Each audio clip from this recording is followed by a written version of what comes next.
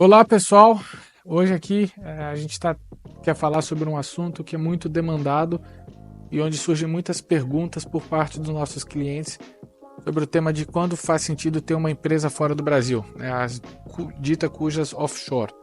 Ao longo da vida, quero fazer um disclaimer que não sou advogado, não sou talvez a melhor pessoa para te falar se você precisa ou não de uma offshore. Tenho algum conhecimento sobre o assunto, depois de 10 anos trabalhando atendendo clientes com conta no exterior, acredito que também algum tipo de conhecimento razoável tenho sobre o assunto. E durante essa minha experiência eu vou contar aqui para vocês um pouco o que eu acho que é válido para quem está pensando numa primeira conversa. A nossa sugestão é sempre procurar um advogado.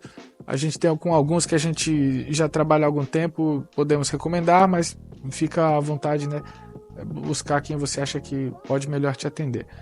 Quando a gente recomenda o tema da offshore, né, de ter uma empresa fora do Brasil.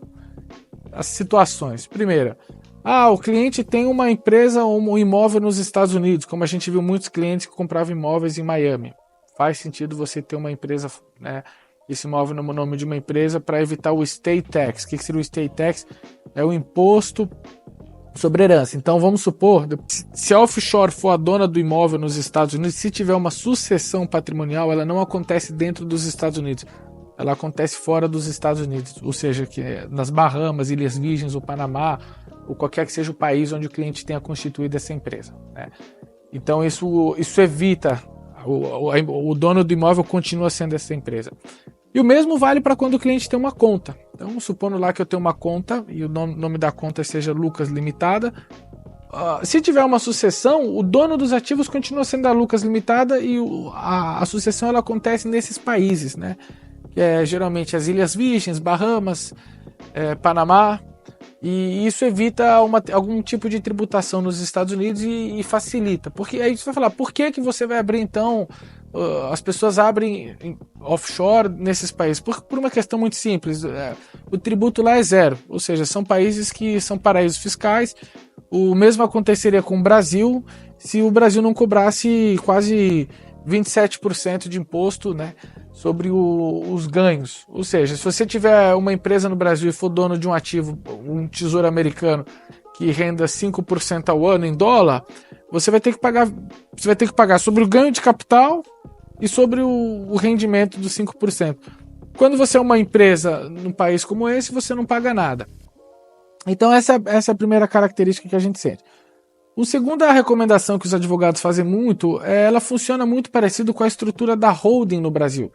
Né? Imagina um cliente que você tem uma empresa que é operacionalmente ativa e os clientes, os advogados geralmente quando recomendam uma holding, muitas vezes é para segregar o que é um ativo operacional e uma empresa de investimentos, uma empresa que carrega os investimentos para que não haja uma comunicabilidade no caso de uma quebra dessa empresa.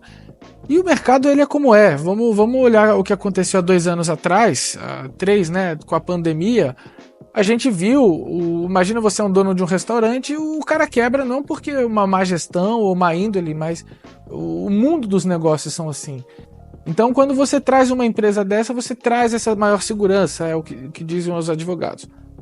Assim, uma terceira questão que a gente vê muito, a gente sempre fala para os clientes, olha, existe mais ou menos um break-even, que é o custo da empresa offshore, versus o diferimento tributário que você vai ter. E a partir de 2024, os clientes terão que pagar imposto referente, né, 2025 referente ao ano de 2024. Então o que significa isso? Um cliente que tem uma gestão mais passiva, ele necessita menos de uma offshore. Agora um cliente que tem uma gestão mais ativa, que compra e vende, que é mais ativo no mercado financeiro, dentro de uma offshore você consegue... Vamos supor que você tem uma ação que ganhou $10, na outra ação você perdeu $5. Ou seja, você consegue fazer o net de forma que você só vai ter que pagar imposto sobre os $5 que você ganhou. Entendeu? E então, ou você tem uma estratégia de renda fixa para um lado e na renda variável. Porque muitas vezes, quando a renda variável vai bem, a renda fixa vai um pouco pior. E quando a renda fixa vai um pouco pior, a renda variável vai um pouco melhor. E vice-versa, né? Isso faz com que você faz um net dos negócios. Então, às vezes o cliente tem uma carteira que ganhou $10.000 de juros, mas ele perdeu $10.000 na renda variável, ou seja, ele faz um net e não pagaria nada de imposto, enquanto que se ele tivesse só na renda variável, ele não pagaria imposto pelo ganho, mas pagaria 27,5% pelo ganho da renda fixa. Então, cada caso é um caso. Em geral aqui, o que eu aprendi trabalhando nisso, eu tenho 3 triggers, né, que falam 3 pontos que quando o cliente fala comigo, eu falo, olha, eu recomendo ele procurar um advogado.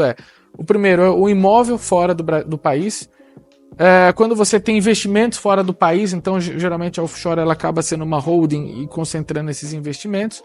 Eu falo investimento, eu falo em outras empresas operacionais.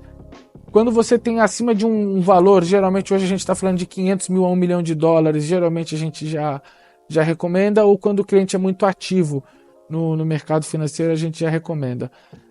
Tem agora outras exceções de sucessão patrimonial, que acho que cada caso é um caso, a gente aqui não quer entrar no detalhe, mas é mais trazer um pequeno overview de um assunto que cada vez mais os clientes têm nos demandado, e quem está pensando em investir no exterior e vai ter um volume de dinheiro acima de 300, 500 mil dólares, eu acho que é válido sempre bater um papo com um advogado ou especialista da área, para entender os maiores detalhes e se faz ou não sentido para a sua vida.